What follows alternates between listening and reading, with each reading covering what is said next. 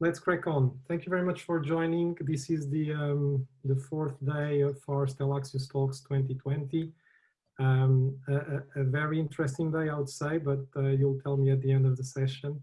We already had a few sessions around marketing, sales and artificial intelligence yesterday, and tomorrow we'll have a session on service with one of our customers, New Vision. So you're invited as well for tomorrow. Today we'll be discussing uh, philanthropy with Salesforce mostly, and with also one of the organizations we have been helping in this area, movement on the ground. We'll come to the introductions in a minute. I just wanted to say that we have during the session the possibility of raising questions, so feel free to pop questions. You should have a Q&A little box on your Zoom where you can log your questions. If we are able to pick those questions during the session, we will. Otherwise, we'll pick them at the end. But feel free to to start putting in your questions so that people can also upvote the questions, and we can respond to the questions people would like to see answered. The ones that we are not able to answer, we'll make sure that any of the panelists will answer those offline if needed at the end of the session. Also, at the end of the sessions, we will share a little survey, very short one. It only takes 5 seconds, and it's important for us to know if the session was good for you and if you actually took the value that we expect you to take out of the session. Right. So we still have some people joining, but I'm sure they will be able to catch up. We have 1.5 hours ahead of us, and really what we want to discuss today is, as I said, philanthropy and how business can be a platform for good, and how we can manage our businesses to also bring technology closer to organizations that are helping people, and with that help people as well. So I'll go on and start with our panel. We have, of course, my partner Daniel Marujo on the session, and I won't start with him because we have Natalie. So Natalie, please go ahead. Ladies first. Sure. I guess I'm the good here, if we want to phrase it like that. I'm Natalie, and I'm the Marketing and Communications Manager from Movement on the Ground. I'm not sure if anyone's familiar with Movement on the Ground, but we're a not-for-profit organization that was founded in Amsterdam and has a fixed presence on the Greek islands of Lesbos and Samos, dealing with the migration crisis there. A little bit about me personally. I'm actually from Sydney, Australia. I studied journalism and international studies and went on to work in digital media. I shifted into a role working in commercial content as a specialist, delivering content campaigns for large companies, so anywhere between Etihad to Calvin Klein. When I moved to the Netherlands, I wanted to find a role that was driven more by purpose. Being a daughter of two migrant parents myself, I was always fascinated by the migration crisis. And I stumbled across the role at Movement on the Ground for Marketing and Communications. And now I've been with the organization for the past year. Something that's fallen really dear to my heart, not just on a job level, but also a personal level. It's a really purpose and impact driven organization, and really centered around just people helping people. And I think that's the core of who I am as well. And happy to be on this call and discussing this topic. Really excited to hear everyone's opinions and to kick this conversation off. Great, thanks. So what, very quick one, what should people look forward from the session from you? What are you going to tell us that is going really to create an impact on the people listening? I think in this conversation, what's going to be really interesting is also for you all to get a little bit, to know a little bit more about Movement on the Ground.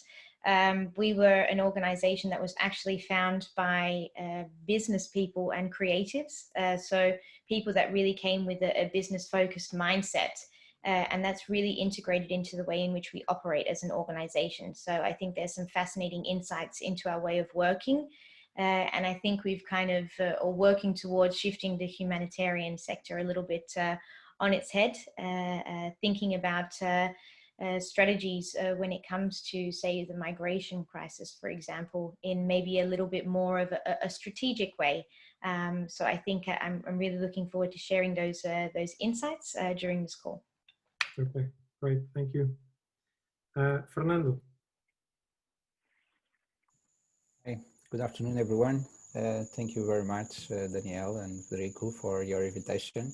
A pleasure to be here today with you. So my name is Fernando Braz. I'm the new appointed country leader for Salesforce, having the honor to open the Salesforce operation in Portugal. A little bit about me. I have been in this IT market for 20 years, more or less, something that I particularly like many dimensions, that the market itself, engagement with people, engagement with customers, and so on. And today I'm honored to participate with you today in these topics, because it's something that personally I get involved for a while, personally, as I said. And I'm very happy that Salesforce is also a company that dedicates very strongly to these causes and to help others, since the creation of the company 20 years ago. And happy to share with you and brainstorming how we can and how we have been collaboration with the society. Okay, great, Fernando, thanks. Muna. Hi everybody. Hopefully you can hear me. So yes, I'm Muna. I work for Salesforce.org, which is the philanthropic, sort of the social impact side of Salesforce.com, which hopefully most of you have heard of. From my part, I'm the regional vice president in the customer success group for Salesforce.org. So I've got a team of individuals who are there to help support and ensure that our customers from all the different, whether it's non-for-profits and or higher education, are utilizing the technology successfully in the right way. You know, I think for me, it's been a journey which has seen a lot of changes in terms of my background. I actually used to play professional rugby, so I did that as a career for about 10 years before actually getting a proper job in the world of technology, because that's something I was interested in. And in doing that, came across Salesforce, where I've sort of spent the last 15 years getting to work with the technology and add value where I can. And lately, in the last sort of 2 years, been involved with Salesforce.org, where, you know, from a social impact and, you know, to the values of what this company is, you know, we are sort of primed in the position of trying to use technology for the good of humanity. And that for me has always been an incredible passion in terms of, you know, my purpose of wanting to help people. And yeah, I think I'm in the right place, trying to do the right thing for not only humanity, but for the world at large. Right, thank you very much. Danielle, last but not least. You're on mute. I was on mute, sorry. Okay, hi, Daniel Marujo. So I'm the other general manager of Stellaxius. Myself and Fred kind of take Stellaxius forward with an amazing team. We took the pledge 111 last year, and we take it very serious. It was always part of our culture to give back. We are fortunate. We managed to have good careers. Life is going well for us. So we wanted to bring that into Stellaxius, and we have. And for the first time we went to Dreamforce, when we heard about the pledge 111 was always something that we wanted to do, and we did it. And so for me, this session although I really like the other sessions that we are having, for me this one is special because it's not just about technologies, it's more than that. And if we can get one more company, even if it's just one more, to take the pledge and come and join us in this, that will be a great benefit already from this session. So looking forward for it. All right, that's a good intro, I suppose, for the people that were not sure of what they were coming for. So we'll crack on. Muna, Muna and Fernando, you have a leader that actually I saw a LinkedIn post from him today saying that business needs to be and capitalism needs to be compassionate, and he just wrote a book recently, a Trailblazer book, where he devotes one chapter to say that taking a stand is not optional. It's actually a requirement for any business wanting to strive in the future.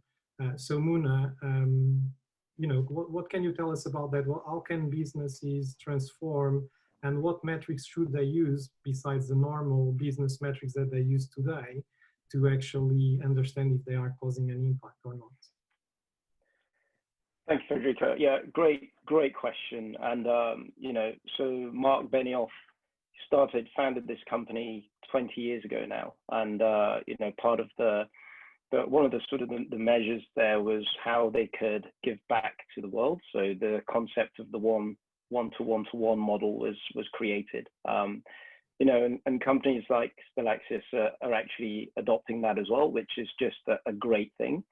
And in terms of his actual the Trailblazer book, which I love, and I've read it myself a few times. I think the whole point of taking a stand is not optional. Is how we in the world can do better.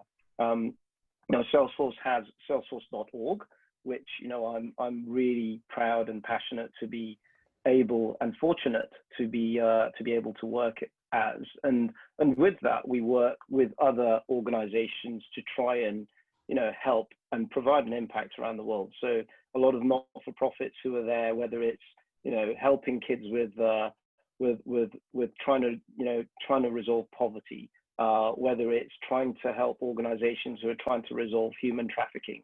There are so many things around the world where there is a need, there is help that can be provided by organizations who are in a better place to do more because they've got that scale, they've got that ability to actually support and create change. So I think from that perspective, that's definitely one thing to consider in terms of the levers.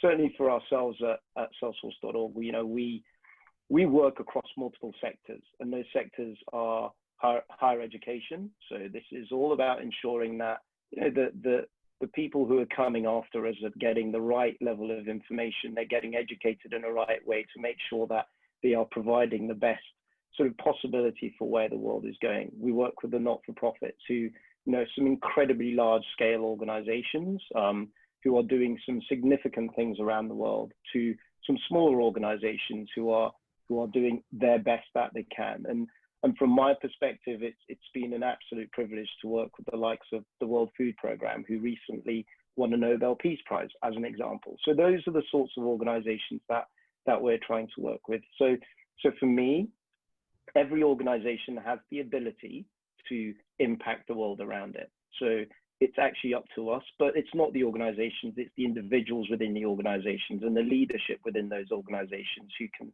affect that change, whether it's through policy or whether it's through process. Those leaders are the ones who actually have the power to affect that change around the world. So for me, that statement by Mark in his book about taking a stand is not optional. It's an imperative that all organizations should be taking not just a stand, but should be actively making an effort to have some element of impact, because every small change is a huge and significant change to the people that don't have who aren't as fortunate and don't have as much as we have. Yeah, Muna, thank you for that, Muna. Natalie, picking up on Muna's words and also his introduction when he talked about humanity, I guess that you as a nonprofit, you spent quite some time trying to, well, to make individuals and business see the importance of what you do and getting support and help to the movement on the ground cause. We will talk about movement on the ground in a little bit, but to start, how easy is and how do you make people understand the need to get that support? Well, first of all, I think what Muna said really just resonated with the mission of movement. Just to kick off, that whole concept of taking a stand is actually something we've recently reevaluated as an organization. I think it's a process that you need to continuously go through, even if you are a nonprofit, is what do you stand for and what do you believe in? Because that should always be the core driver of your mission. But that concept of humanity, I think sometimes as organizations, it's easy to lose that sense of humanity. But if you strip it back, sometimes we get so caught up in strategy and bureaucracy and structure, which is of course important. But if you strip it all back, as humankind, as humanity, we're just people that want to help other people. And sometimes it's just as simple as that. You know, if I go and speak to friends of mine, if I go and speak to partners of Movement on the Ground, if I go and speak to potential donors, that's something that I will always start off with is, you know, trying to give someone the imperative to support. Well, you have to think of it as simple as this. You know, if you see someone that's fallen down on the street, if you see that your neighbor is struggling with their shopping up the stairs, what do? You're going to lend them a helping hand. And I think that's how simple we can make it when explaining our cause to other organizations, to companies, to people. I think, yeah, Movement on the Ground was an organization that was developed with that sole intention to help. And now we've kind of grown into this bigger mission, and we see ourselves wanting to drive sustainable change with and for people. But at the end of the day, I think it's the simplicity of our messaging and it's the simplicity of our core that makes it tangible for others to understand. We've seen it now, especially during this period of COVID, where we've been challenged as a global society against something that's become so much bigger than maybe some of our day-to-day concerns. And when we go back to the cause of what's connecting us right now, it's that point of human connection, wanting to help each other. So I think that's how we would explain the concept of humanity, and something that we always need to keep focused, whether we are nonprofit organizations, whether we are for-profit organizations, because actually, whether we're helping people, people are the ones also driving it. So it's a multifaceted concept as well. It's something that impacts the people that you're working for, but also the people that are working within that organization too.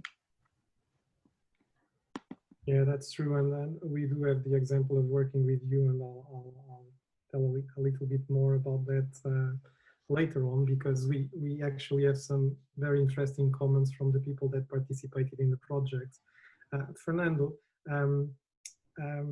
you've of course come to Salesforce now. You've been in large organizations, Oracle, SAS, in the past, and of course all of these organizations, they have programs of social responsibility and so on. And I know you're still getting your way around understanding how Salesforce does it and so on. But what have you seen different already since you've started, and how do you see the position of these big players in this space? Okay, thank you. I think all of many companies, not only in technology, in many other industries, they today are more conscious to help each other and to help the society. Previous companies that I work, as you refer, also have their own programs, okay? And they have some dedications and people devoted to the cause and things similar. The difference to Salesforce that I perceive today is that Salesforce is doing this in a programmatic way, engaging all the employees in a very structured way since the beginning, since 20 years when Salesforce 21, I think, was created. I also read that Mark Benioff in the Trailblazer book, that Salesforce is giving back, for example, around 300 million in grants, and our volunteers have offered 4 million hours in communities helping each other. So this is something that makes the big difference, because we engage all the employees in this. We do it in a programmatic way. We have ambassadors like Muna, for example, that explain the contribution he does. I can imagine he can share with us how many hours he has already dedicated to this. And this is not only great because he wants to do it, but because the company also promotes, incentivizes, and we feel very good on doing it. So I think this is independent of the industry we are. This is a top-down decision. Engagement starts with the board of the companies, but also with the employees. And then sometimes the employees themselves can create their own groups. It can be proactive. They don't need to expect or wait for some decisions from the organization. Me, for example, in the previous company, the company also promotes this, but we create a group where we were locally the people who lead this and proactively organize this and engage with non-profit organizations in Portugal to help, because we think it was important to help. So I think going to your question, depends of the organizations, depends of people, but no doubt, and it's very, very, very proud for a person when joining Salesforce to understand the huge commitment for everyone. I think I remember a number also that we have an estimation about 88% of all employees worldwide participate on giving back. So when you have 88% of company participation and giving back to the society, that means a lot, okay? And you feel good. Of course, today it's quite strange because we are locked down and there is a lot of limitations, more severe or not so severe, but there is challenge in front of us. And we try to help because there are people needing even more than in the past, right? But these moments of challenge that we can make the difference. Thank you, Moon. Thank you. But let's get to the detail of that, because Muna, everybody knows Salesforce, right? Well, most of the people know Salesforce, and it's very, very well connected on the IT world. It's a platform. They know Sales Cloud. They know all the AI part of it. But I would, although there is a very strong structure around the giving back on Salesforce, and if we in any event that Salesforce does, London World Tour, the Dreamforce, it's very obvious. There's always this spread everywhere. We know about the Pledge 111, and we get to know a bit more about Salesforce.org.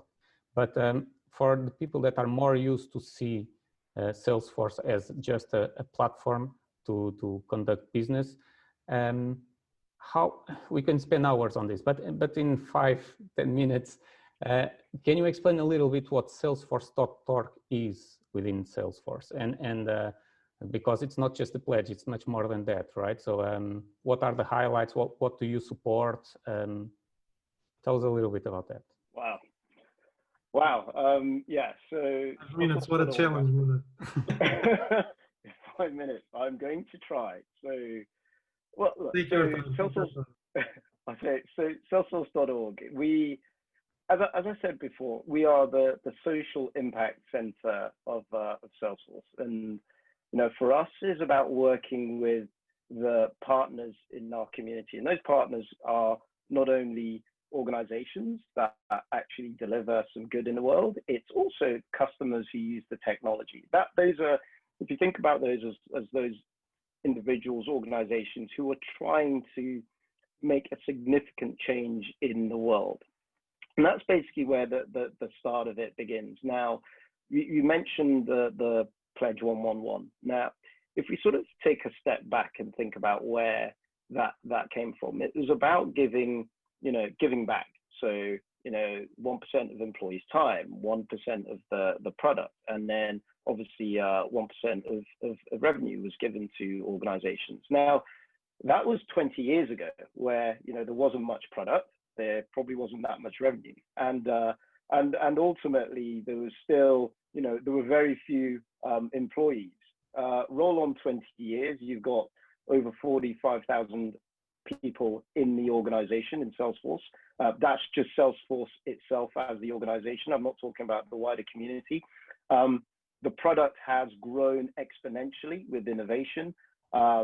And ultimately, the amount of time that people give back is also significantly huge. And just to sort of put that into numbers, we're sort of looking at over 1 million hours of donated voluntary time that the employees are giving back. So that's just the employees. So if you multiply that model then against the various partners, Stellaxius, who are doing the same sort of thing, you multiply that by all of those other partners who are involved with Salesforce, you get a fairly large amount of individuals contributing to doing some incredibly good things around the world. So that's just kind of that side of it.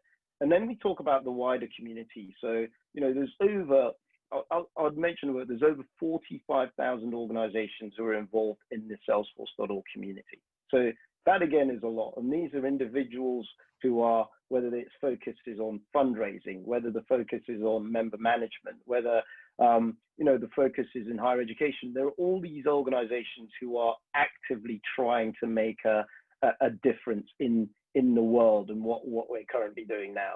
That's just the actual community. So over 40K worth of members in this online community.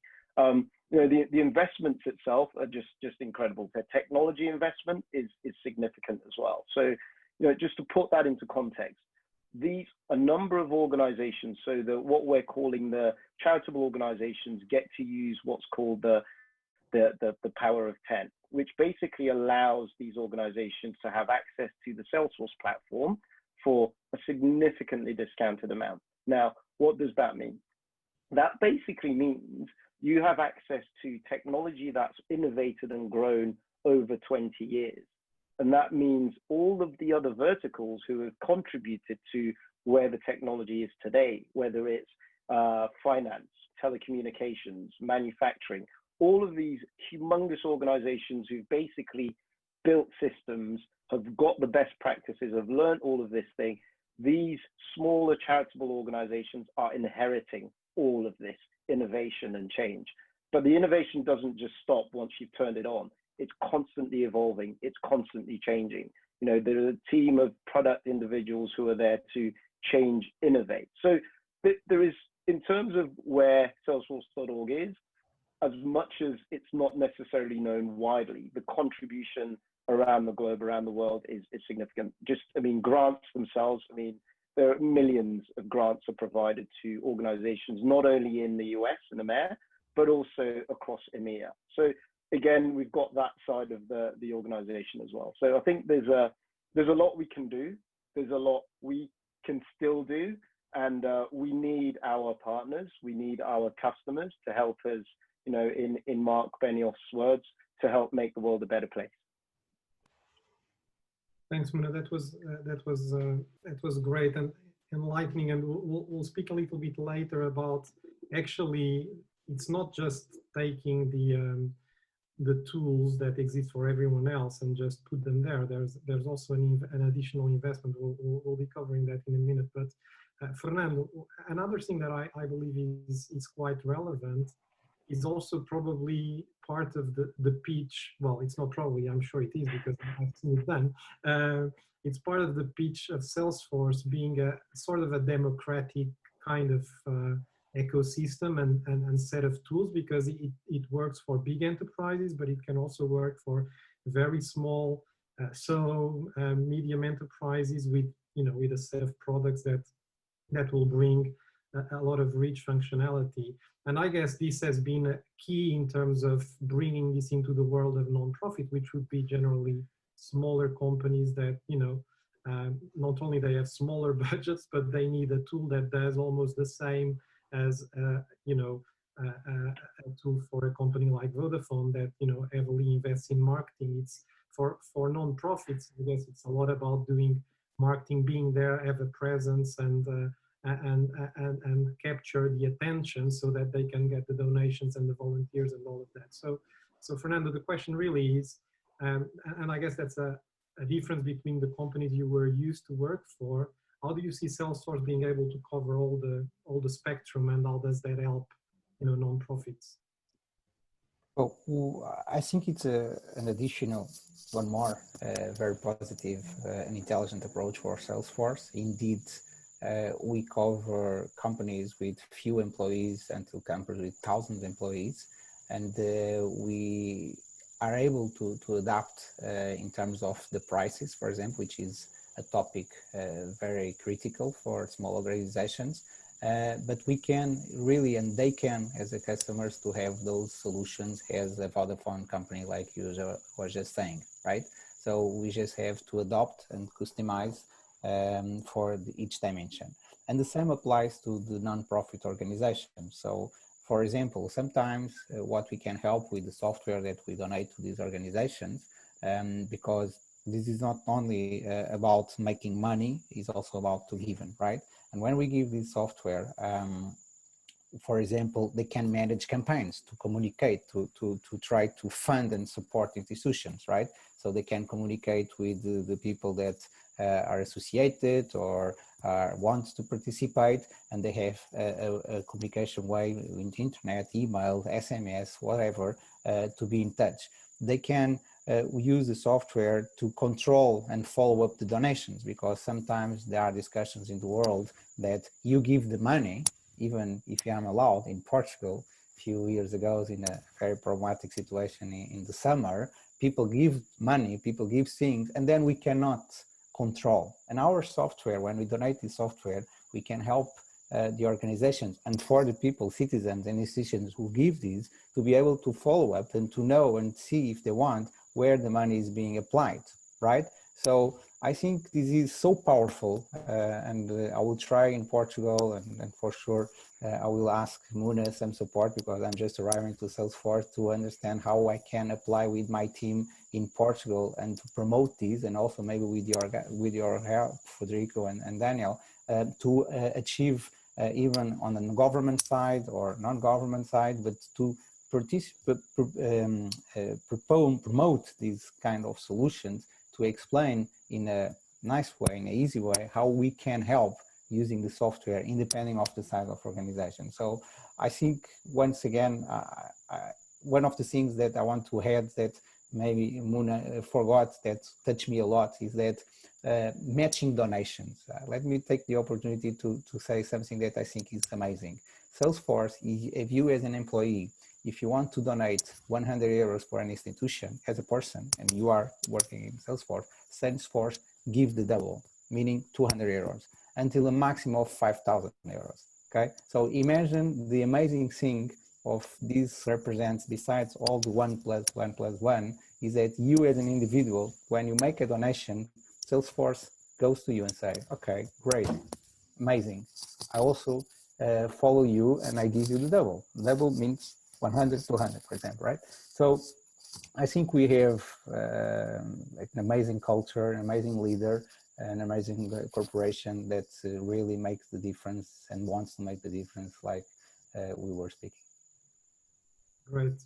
Very good insight. I'm sure everyone working at Salesforce that is listening, I think we have a few, will now apply for 200 and 500 so that you can. Let me share. I remember when I was joining, I think, I don't remember, because I don't know if one of my colleagues that was here yesterday with you, Tiago, I remember to see Tiago when he was his birthday, making a refund and saying in the LinkedIn side he was asking and people to help, and then the company Salesforce was also giving the double, like, once again. So we can, again, as individuals, and taking the opportunity of working in this amazing company, to contribute more and more. Okay, so yes, I do incentive to people to support us and help us, because, like, it's Mark Benioff, it's not words, it's not all, this is not only about money, doing money, it's about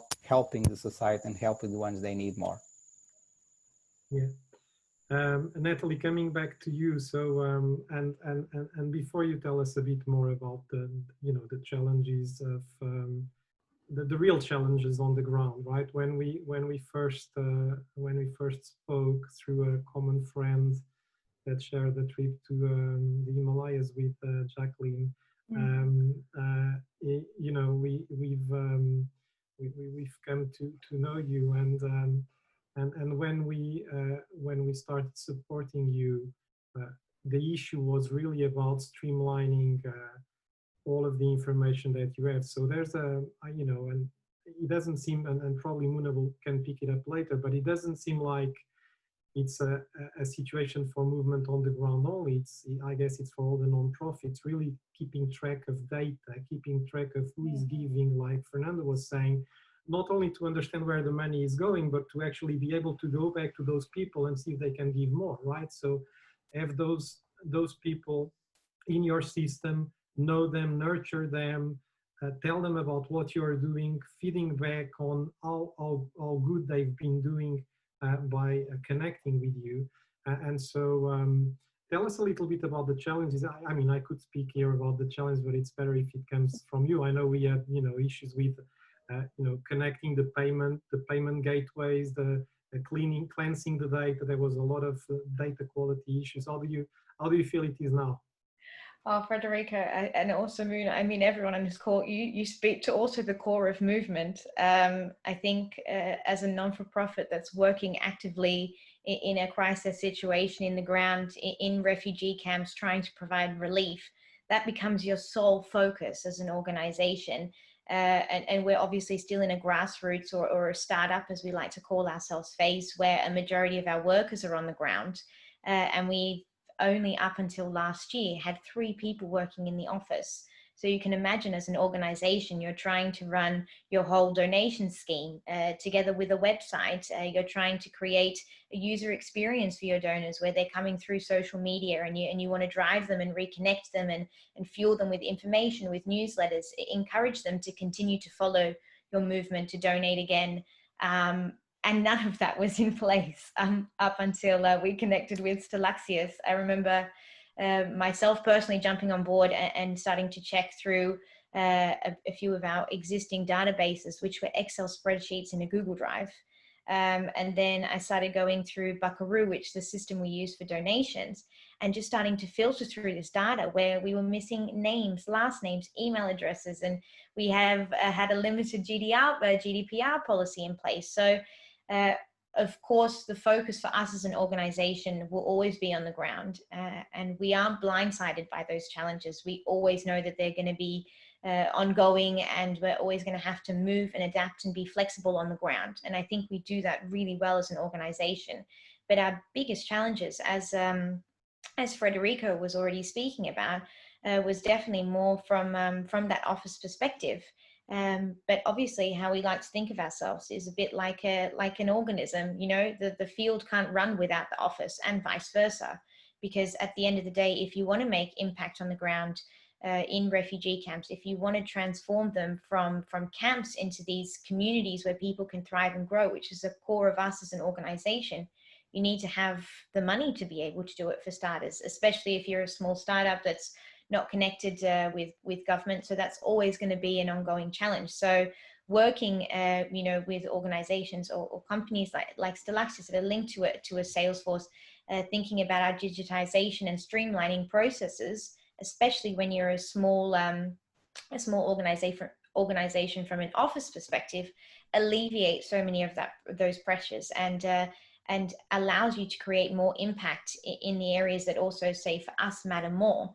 To be able to streamline that user journey, to be able to think about, you know, filtering out all of that data, to be able to reconnect with your donors, to grow that audience, to have a system in place for also your volunteers, which is something that Stellaxius also really helped us with. And it's going amazingly, by the way.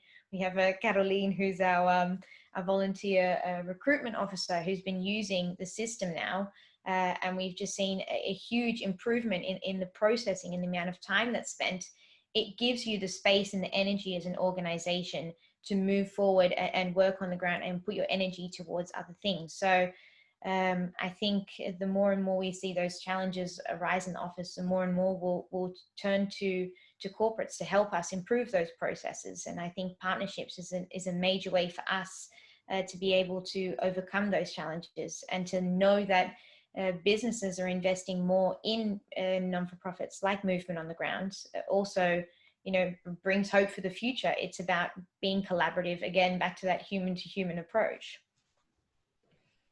Right, thanks. And as I said earlier on, I wanted to share some of the feedback from our team, and we had actually Susanna in the project, and she came from working in consulting for a number of years, and she said it was a very rewarding project for her, knowing that she's making a difference, and us allowing her to come into Stellaxius and be able to jump on a project like that was really really great for her. And you really see actually the impact that you're making, and they realized how busy you guys are, actually concerned about what's going on in the ground. So I just wanted to understand also, for the benefit of the people, I'm sure a lot of people have seen on the news, particularly about the recent fires in the camps, and even a couple of weeks ago there was another one, and life there, and with the COVID and everything, is really more difficult.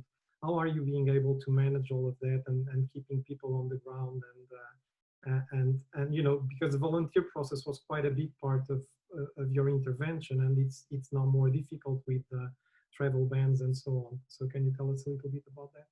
Yeah, of course. A good question as well. I actually just came back from Greece myself 2 weeks ago. It's been a challenging year. Sometimes feels like an understatement for what this year has been like. I speak in the context of Greece and the crisis there, because that's the location in which we're most active as an organization. So it was, up until the recent fires, Moria camp on Lesbos, as well the camp on Samos, and now we've started projects in Athens. So this year we faced the pandemic, the COVID pandemic, which immediately placed a huge amount of pressure on us as an organization. But more importantly, it placed a huge pressure on the refugee population themselves, being unable to isolate, in a tent. It's just simply not possible to social distance, access to hygiene products. And so our immediate outreach was thinking, okay, how do we level up? How do we provide these services and facilities for people that are going to struggle through this crisis? And how do we do it with a limited amount of help? So obviously we had to put a stop to our volunteer recruitment, and we weren't able to get extra manpower in. But something that was really incredible was actually turning to the community themselves, turning to the refugees living in these camps, utilizing their skills and their knowledge and their expertise, because often that's something we see in this situation is there's a certain stigma that's attached to refugees. There's a certain idea that they're helpless and hopeless, but they're not. They're people with skills and talents and histories and pasts that are looking for a new place to call home. So we were fortunate in that sense that this community really stepped up and were willing to change their own living circumstances during that COVID period. Now, after the fires, obviously Moria camp is no more, and we're working in a new temporary camp as it stands at the moment, trying to integrate what we call our camp to campus philosophy. So shifting this model of a traditional refugee camp into somewhere where people can grow and learn and thrive and use their time wisely as they're awaiting their asylum procedure. What's really interesting is that we've partnered actually with a lot of businesses and organizations as well to try and provide certain services and programs for people on the ground. And IBM, for an example, who have helped us set up a digital skills build platform where we have learning labs where they can go and develop their digital literacy skills. And I think that's often as businesses as well, of course, you can help from an office perspective, but moving forward. And I think, of course, there will always be challenges on the ground, but thinking how we overcome some of these challenges. And a big one is this waiting period that people spend in refugee camps, which we don't see changing because we've seen this really broken and fragmented EU policy, is how do businesses invest with refugees on the ground? How do they provide services? How are we thinking beyond that next step of just the office concept of a not-for-profit, but the people on the ground? Because I think that's a real gap. And I think sometimes it's seen as a challenge, but it's something that we can really overcome. So I think, look, movement on the ground is also, we see challenges, but we also see the hope in situations. So moving forward, I think, yeah, we'll continue to see an influx of people. We'll continue to see the impacts of COVID. You know, a refugee camp could light on fire again. I think that these are things that we shouldn't keep out of the question, but it's actually, how do we prevent those incidents from occurring? We can't control COVID, but we can control violence within the camps. And that's actually through, you know, developing programs with corporates to provide education and learning in these environments. So it's a little bit of the challenges versus maybe some ways in which we can overcome them. Yeah, and now that you mentioned that, Natalie, Salesforce actually has also something similar to what we spoke on IBM, which is Trailhead, which it's something that it's free, and it's a very good way to learn. And maybe that's another option for you to explore there. Una, we are talking about COVID because, unfortunately, I think it's the fourth session we are having, and we ended up always talking about COVID, right? And on the Salesforce org, that you work with so many nonprofit organizations, that it's fair to assume that most of there are much more people that used to be independent and secure in life that now unfortunately need the support from families, from the government, from some nonprofits. So I assume that the demand for Salesforce.org to intervene and the requests that you get are much higher than years before. So has Salesforce scaled up? What has Salesforce reacted to that? I think you are on mute, Muna. Yeah, got it. Yeah, thank you, Daniel. Great question. I think, you know, this has been a time which there is no template for. There is no plan. We can't just sort of sit down and think, actually, we've seen this before. We now know what to do. And in all, you know, in reality, some countries have experienced, you know, have experienced pandemics before, but this kind of pandemic, which has been global and at such speed, is something that has just been pretty much, you know, unaccounted for. So how have we reacted? It's been a number of ways. We've realized that some organizations will be struggling in terms of, you know, there's a human factor here. That human factor is about, you know, people not being able to go back to their place of work. So that's something that we've got to think about. There is the other factor around this, which is, you know, you forget about work. And Natalie mentioned, you know, refugees. There are, you know, there is all sorts of, there's human trafficking. Those things have increased. There is, you know, there's poverty. Poverty is still happening. And these communities are being severely affected now, where, you know, supply chains are being impacted. So, you know, the thing that we as Salesforce can do right at the start of this pandemic, you know, there was a huge, you know, coalition of individuals. And one of the things we sort of did was, you know, trying to galvanize the power of Salesforce and help to a really simple thing like getting, you know, PPE. That was right at the start of this, a major challenge. That was a global challenge. And within the Salesforce team, we were able to not only get hold of organizations who had access to creating a lot of PPE, we somehow were also able to get access to, I think it was a Boeing 747 that flew millions of PPE from one side of the world to another. But that was utilizing the individuals within the organization. The other side of this is the other sort of not-for-profits that we work with. Now, in all honesty, we work with so many different organizations, such as the Anti-Defamation League. So they're like taking the fight against hate online, just as an example. There is Habitat for Humanity in San Francisco that they're looking at sort of helping with and repairing hundreds of homes and placing people and individuals into the various homes. You know, the list is sadly fairly significant. And the reality of where our technology helps is in a place when everything has moved from face to face, going to an office, going to a location and actually helping people, to the reality of where we are, which is everything is now online. The technology actually accelerates a lot of what I would call the digital support that is needed. And this isn't about, you know, the technology actually doing something for the people. This is about the technology being used as a means to enable that supply chain to continue.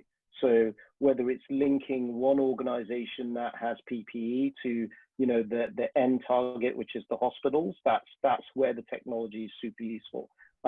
Whether it's making sure that somebody who is scared of potentially or in a position of being human trafficked has access to a mobile phone where they can then, you know, acknowledge or send a text message to a call center. And that call center is using Service Cloud as an example to help not only monitor those calls that are coming in, but, you know, the support and help that can be given to those individuals in dire need. So the technology has had to adapt, but in all honesty, you know, it's also about the people and how well we can support the community at large. So, I mean, for me, I think we are in a place which is never been tried or tested. So everything we do will be new, but the most important thing is humanity still remains, and we have to do our best as individuals within these organizations using the technology to help others who are not in as fortunate a position as we are.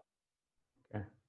Well, I had another question here in the pocket, more for Fernando. It may not be as a very fair question, but I will go anyway, and maybe Muna, you can help on that. So, Fernando, you are, of course, you joined Salesforce for a few months, so it's you are very recent on the job, and I'm sure you are very busy. So Stellaxius, we as we said before, we took the pledge of the 111, which it means that we are giving a minimum of 1% of our profit to social responsibility, 1% of our services, and 1% of our employees' time. And we are giving this back to the community, and this time due to the limitations that we have on COVID, and we cannot go outside, and we are very happy that we have this experience with movement on the ground, because we took all our services, now all time, we applied it to the movement on the ground project, which was very rewarding and we really like to do. And but of course we want to know in the Portuguese community how, if Salesforce Portugal will have something along those lines, and how maybe how non-profits can start reaching out to you, knowing that Salesforce.org exists, and now that Salesforce has a presence in Portugal. I know, Muna, maybe you can give some hints here also to Fernando to help establishing that. We of course will very much like to continue to work with movement on the ground, but also look at our community here closer to Portugal to try to support here as well. So any plans there? Yes, for sure. Like I already shared before, yes, I will get in touch with Muna for him to help me and to see which kind of inputs. But nevertheless, as I said, Portuguese team, we are opening the office, but we was already working in Portugal through Iberia organization, and we had, I don't know, maybe a lot, 20 Portuguese employees living in Madrid, Barcelona, and Dublin, which were addressing. And we already have many cases of working with ONGs. We have Nariz Vermelho for the Portuguese team, for the Portuguese people on this audience. Serve the City, Ajuda do Berço, Anistia Internacional, Pequeno Gesto. So these are examples of organizations that my colleagues that have been working in Salesforce for the last years have proudness working with, supporting with. So we, as a team, we have been supporting, I would say at least 6 organizations, non-profit organizations, that I don't know all the projects. For example, Serve the City is one that I personally know because I've been working with them personally and in my previous company in SAS, where we had a good engagement with them, also with Ajuda do Berço. So we will continue to do that. What I intend to do is in a more organized way, in a more structured way, to do this in a regular basis and to see how, like we already spoke here, individually and as an organization, how we can do this on a regular basis, right? So that's why that's a yes, as I said in the beginning. The process, how we execute this, personally, I don't know yet. Maybe my fault. I will not excuse myself with being here a couple of months, but I already should have taken some time to be more aware about this. But it's something that I will do for sure. Well, it's good that we brought you together on the session. Then you can reach out to each other and discuss that through your internal processes. I'm sure that Muna will be more than glad to help and to direct you, Fernando. Absolutely. About directing, Muna, we already have a question on the Q&A, which I believe is a very good question from Youssef. Hi, Youssef. Youssef is is someone we have worked a number of years with, and I know he's very keen. He's very keen on this topic, and we've discussed it quite a few times when we were both working at Vodafone. I'll come to the question, but you know, and I'll give it to you after this other one, which you've mentioned already. But you know, during the week and again tomorrow, we'll be discussing how for-profit companies do digital transformation, right? And how they can adapt faster, or they can be in that online channel and be able to be closer to their customers and so on. And we've just heard from Natalie. It's the same really for the non-profits, right? It's actually being on the ground with the people they need to help, but being probably less on the ground and more digitally, because it's less expensive probably and faster with whoever can donate and whoever can support the causes and actually be able to nurture, as I mentioned before, nurture those people and make sure that they participate. So the question is really looking at the non-profits and looking at what they need to do. What do you see as the most pressing needs that they need to resolve? And then we'll take on the question. Yeah, great question. Easy one, I think, to start with.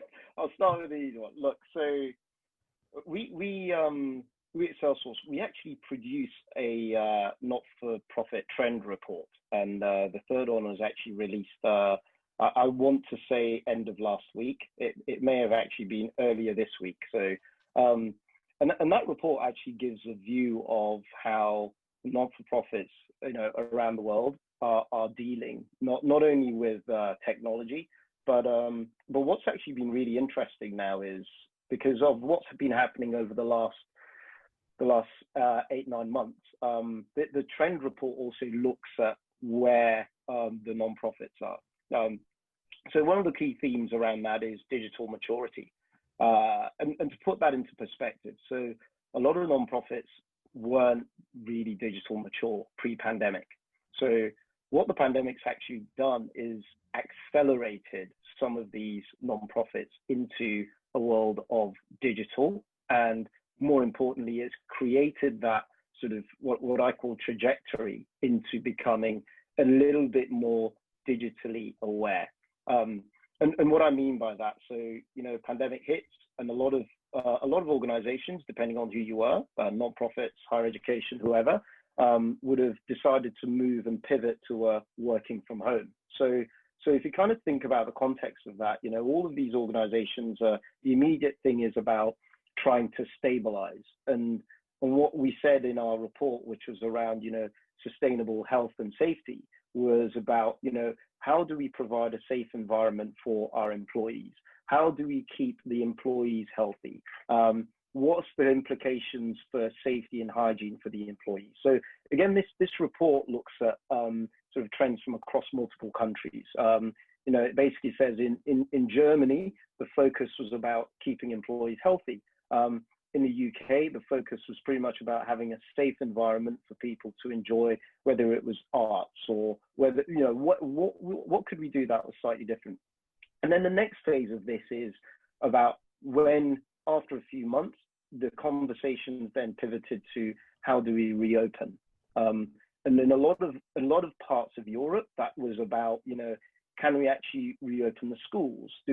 How do we get the teachers back into schools? What do we need to think about in the crisis? And in Germany, the conversations were around, you know, how do we become, what does normality look like? You know, and to be able to run events in our programs, how do we do that as we did in the past, but having to think about this new normal? So the final piece then is how these organizations are now evolving. So, you know, and that evolve means you have to think about things in a slightly different way. And what I mean by that is, for example, in the likes of Germany, it was about, you know, what do we need to think about for our new type of volunteers? You know, where are those volunteers going to come from? How do we access the volunteers? You know, you can't anymore have someone standing on the street and actually, you know, trying to canvass and get people to come and support you.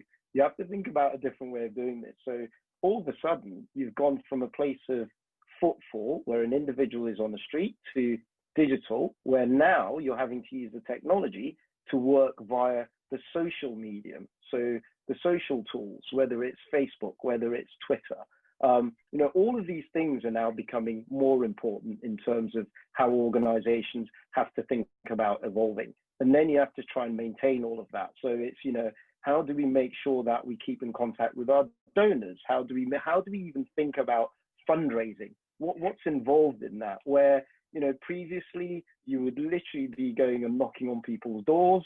Well, you can't do that anymore. So we have to think about a slightly new digital way of doing that. So I'd absolutely sort of encourage people to take a look at that report and just look at, for example, just the technology change that organizations are having to think about. You know, very, very, very, very simple things, like some organizations that I deal with literally went from a place of, you know, Salesforce was there as a contact database because they weren't using it, you know, heavily, to all of a sudden this became the only way they could keep in contact with the individuals who were donors, keep in contact with the volunteers, maintain that link between volunteer fundraising, you know, and actual individuals who had needs. And it became like, it's now become the hub for how they can keep their organizations running so that they can actually help people in need. Right. So the question, Muna, was actually right. So that's all fine, and if you are and great actually, but do you in Salesforce.org actually have a process that people can follow? And the question is about, you know, an example of how a project can be, you know, submitted to Salesforce.org from idea, you know, proposition, and then to implementation. How do you help someone that has an idea of helping someone else, right? Or and how do you take them forward in the steps that they need to take to get that certification? Absolutely, and look, this is, you know, this is one of the reasons why, you know, this company and the individuals within this company is great. So it's not always that every organization has the means, the financial capacity and capability to pay for a consulting organization to come in and do work for them. So one of the things we created as part of the one-to-one model that you mentioned, Daniel, and something we you know, vehemently believe in, is the concept of pro bono support. So to answer the question, so what you can actually do is go online. There's a link which we're more than happy to share at the end, which is basically the link to how to actually request pro bono help. And the concept of pro bono is, you know, the request you'll go through the process. There's a form that has to be completed. The request comes into the system. One of our technical or program management consultants will look at the request, make an assessment of, you know, is this something that we can absolutely help with? Is there a technical requirement here? Is it, you know, it could be a business change requirement. That whole assessment is completed, and then using our internal tools, so actually we use the technology as well, funnily enough, so via Chatter we'll actually present that to the whole organization, to basically say this request has come in and there is a need for a perfect example. So the NHS in the UK, at the time of COVID, there was a need to basically support giving access for nurses and doctors to get access to meal delivered, or people to actually pick up their meals. So that request came in, that was sent out as a pro bono request. That was then taken up by a couple of consultants and technical individuals from within the Salesforce organization, who basically built this program, which allowed not only volunteers to be entered on the system who can actually now go and pick up the food parcels and the drinks and what the doctors and nurses need right at the peak of the pandemic, but it allowed various hospitals to connect to each other. So if there was any surplus of materials that were required, they actually had a way of communicating and ensuring that information was passed from one side of the country to another side of the country. So that's just an example of the way we can actually help and impact customers. And the process isn't terribly difficult. The process is make a request. There is an assessment that's completed in terms of that request. There is then an email or a chatter post that is sent out to the entire organization for this particular pro bono request. And any of the 45,000 employees who has skill and capability to complete that request can take that on as a project that they will complete in their own spare time, and also as part of the volunteering hours that we provide as an organization. Great, thank you. We are almost at the end of our time, but before we go, Natalie, I just want you to convince any business that might be here on the call, or any employee of any business that might be here on the call, that if they are using Salesforce or any other tools to digitally transform and getting benefits from doing that, freeing up money, how could they use that money to help causes like yours, right? How do you challenge a for-profit organization to actually help? Yeah, that's a really good question, and often something that we struggle with as an organization. But I'm going to make the loop back to the beginning of what I've spoken about in this webinar, and that's really going back again to that human-to-human approach. Of course, it's a benefit for you as a for-profit to be able to make a little bit more monetary value. But what you realize is when you invest that into a non-for-profit, that organization that you create that partnership with can give you so much back. I think sometimes we see non-for-profit as a one-way street, as organizations that are always asking for help. But they're also organizations that have so much knowledge. I take Always Movement on the Ground as my key example. Working with refugees, we always think, okay, they're the people that are the receivers of the aid, but actually they give us so much in return. They give us so much knowledge. They give us an open and out-of-the-box way of thinking. And I think by actually investing in non-for-profits, there's so much to be learned in the reverse. It can be a development of a partnership where that non-for-profit could come into your business and share something on human connectivity, or how to make impact within your own organization, how to better connect with your staff. So I think sometimes we have to be a little bit more creative. It's easy to simply invest in the digitalization of a non-for-profit, or to put money towards a certain project that they're working on. Of course, that's always going to be beneficial and impactful. And on a real personal level, it makes you feel good. So that's always one way of thinking about it. But if you want to take it that step further, invest in those partnerships, because as much as you're able to give, you get in return through learning, through connectivity. Again, thinking of movement on the ground, something that we'd really love to enable is actually this concept of refugee to employee. So once someone leaves a camp, how do they move on to working in an organization here in Europe somewhere? So I think looking beyond just monetary value, but looking at the programs and things that you offer as an organization, and how you can make that work twofold. Yeah. Great answer. Thanks, Natalie. So our time is getting to an end. Before I ask for the key takeaways for each of you, I just want to say that we put, so Chandra that works on Stellaxius, he put on the Q&A the link to the Pledge 1%. We talked about the Pledge 1% a lot in the context of Salesforce, but let's make it clear that this is not a Salesforce own concept, right? Salesforce is a huge champion, and I think it was one of the founders.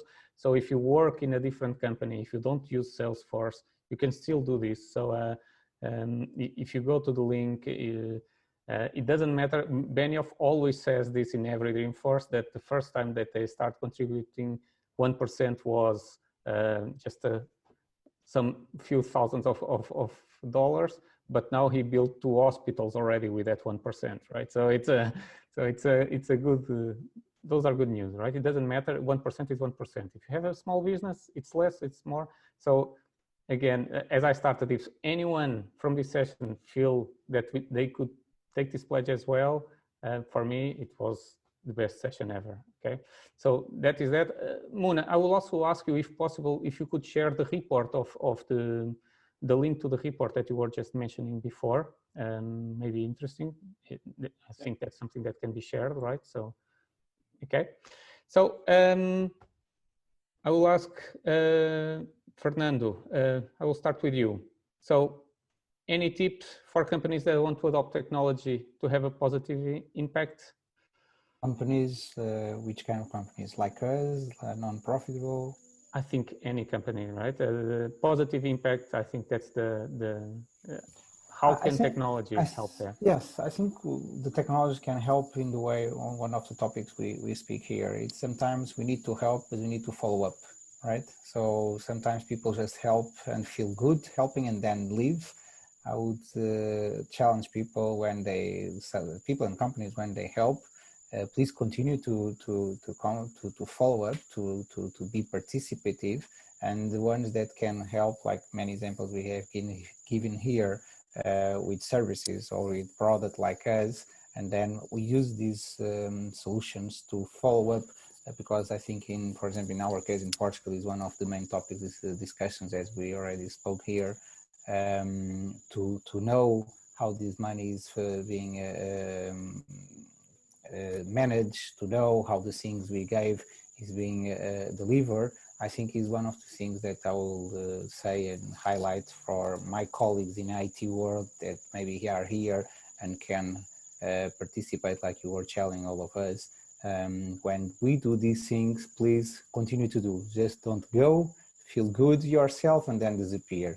Please make this a journey that you can follow up and give a small contribution, but few times a year, if you only can, few times a year, but do a follow-up. Yeah. And usually it's always on Christmas, right? Yes. So yeah, I know what I mean. Yeah, but look, it's a good for the ones that never gave. Yes, yes. They just can give on Christmas. It's also good. So imagine that I don't know. Imagine that a big part of the world of this different year, tough, special, strange year for us, that we have double the participation around the world, or the people that never gave nothing until this momentum. Maybe if they gave this moment in this next fiscal, next Christmas, sorry, will be a huge change, and will make a big impact. So it's in our hands to make the difference. It's not in other people's hands. It's ourselves that can make the difference, and start with us. Thank you. We don't have much time, but Natalie, I'm going to ask you a very difficult question for not having enough time, so apologies in advance. But what advice would you give to non-profit companies that are now starting, even now with this difficult environment that we are living in? I'll accept the challenge of keeping it short. Make sure you know why you exist, and never lose your core as an organization, because I think that allow you to drive forward in the most difficult times. And often as a non-for-profit, you are working under difficult circumstances. So COVID is just going to be one of them. It's just a hurdle along the way. And in that way of thinking, break beyond the boundaries and be driven by impact. Don't be scared to try something new. Reach out to partners. Think outside of the box. Don't be driven by traditional mechanisms that you think is how a non-for-profit should be organized, but think about how you can do things in a new and innovative way. And I think that will allow you to continue driving during challenging times like what we're experiencing now. Thank you, Natalie. And thank you for accepting the challenge. Muna, you're the last one here. One recommendation, again, a quick one to the listeners, that they are eager to contribute to and to start helping, but don't know really where to start. So any points? So I think there's two quick ones. So the first one is, become a trailblazer. So join Trailheads. Salesforce has Trailheads, which is an incredible learning platform. So go on there, it's free, you can access it, you can learn, you can basically be bold and actually try and make a change and try to make the world a better place. I think for me, the second one, and this isn't about Salesforce or anything, this is just about individuals. We all have the capacity to do something small in our space. We are living in a very diverse world today. So what actually happens is there are so many people who we can connect with who actually have a different perspective on life, a different way of thinking. And I think we've got to engage with other communities, other people, other walks of life. So if we can actually walk in other people's shoes, we can be in a better position to try and help them and actually all together make the world a better place. So that's pretty much it. Well, thank you very much. Well, I just want to thank you, Fernando, Natalie, Muna.